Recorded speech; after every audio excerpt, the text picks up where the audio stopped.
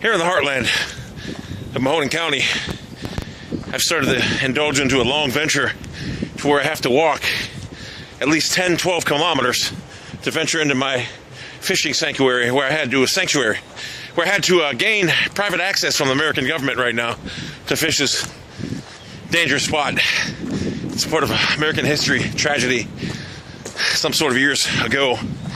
And I'm equipped only with a bait caster and some light gear. That's all I could bring.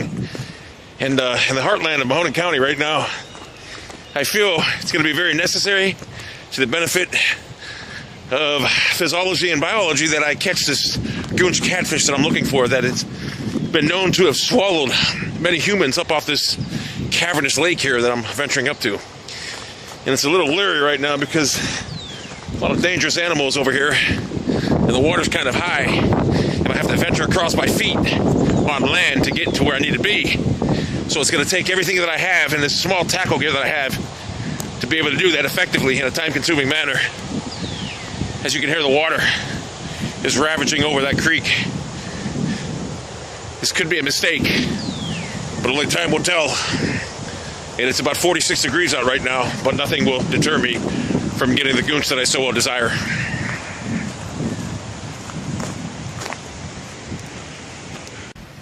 Back in the heartland, the funny thing about this walk is I know that I'm going to have to traverse through a lot of water.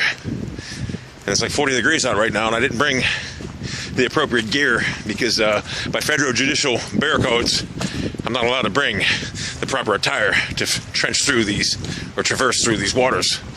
So I got to make best with what I have. And it comes to a spot right now where I'm probably going to have to traverse through water right now and get wet. It's not something I'm looking forward to right now. It's the nighttime here. It gets kind of cold at this time of year, and it could be unbeneficial to maintaining good health throughout this 6-day stage that I've been warranted and granted here. And it looks like this is it. I'm gonna have to walk through this creek, so I need to get over there. And this could be very dangerous right now, as the water's pretty high. One slip, I'm out in the middle of nowhere.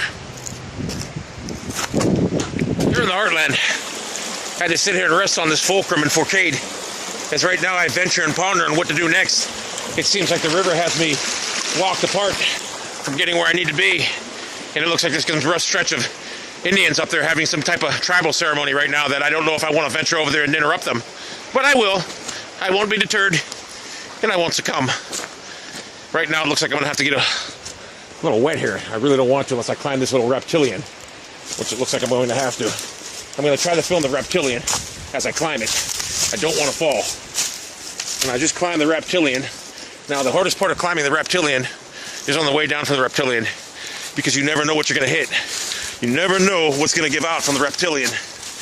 And there's a lot of stuff giving out on the reptilian right now, and I have nothing to grab onto right now because the roots are all dead. But I did get by the reptilian. And the heartland's up there, with Indians are having the tribal ceremony. Hashomaya, Hata. As they see me, they're pondering, am I an enemy or not? They start walking away now.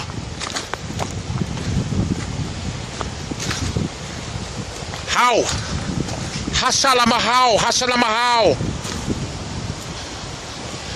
They know I come in peace.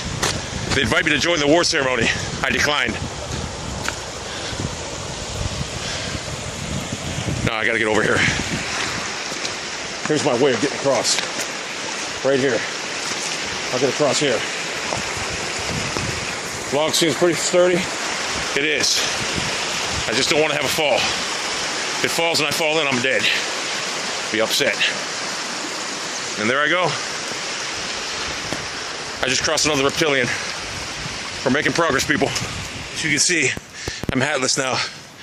As one of the local Inuit children was being baptized back there, and I offered my hat for a cleansing towel in good faith. So now I'm hatless on my journey. Yet I'm actually hot, and I may offer them my jacket on the way back because it's very warm right now at this juncture.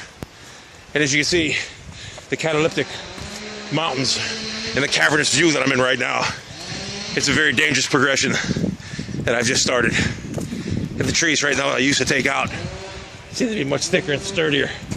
And it seems like they may attack me at any given time. I have to be awful aware of that.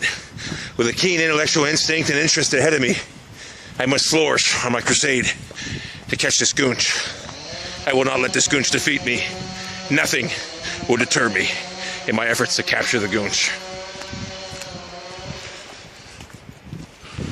It's come to a plateau here where I have one or two choices. I could walk through the water right now, which could be very dangerous at this juncture. Or I could use this old Indian Storewell plateau area, barometric tower, to cross.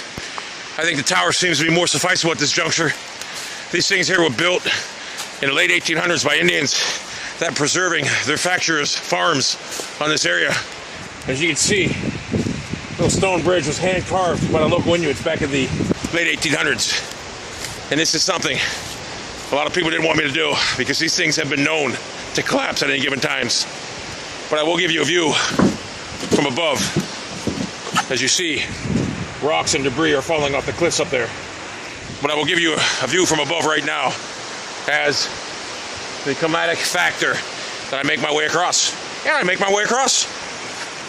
As I made my way across the local Inuits' ancient plateau ground, in the foreground is the Shankatani River Basin, which is home of very dangerous Chinook salmon that have been known to snatch people right up and kill them. Now, I won't go after them at this juncture, but I will be going after the infamous goonch catfish over here at this local preserved off-limits area that I had to get special permission to be granted to go to.